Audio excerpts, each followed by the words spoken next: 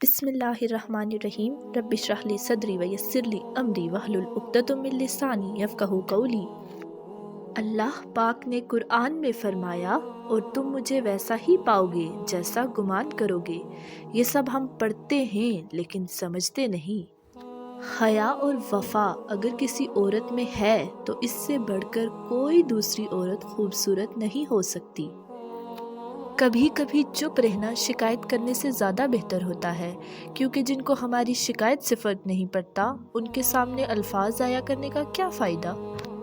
लोग उस कागज़ को तो संभाल लेते हैं जिस पे अल्लाह का नाम लिखा होता है, लेकिन उस दिल को तोड़ देते हैं जिसमें अल्लाह बसता है।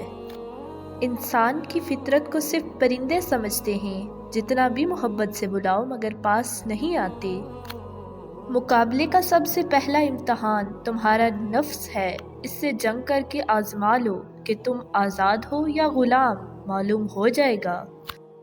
अगर दरवाज़ा पत्थर का हो तो दस्तक रियाजत है, लेकिन अगर दरवाजे के पीछे पत्थर हो तो दस्तक हमाकत है।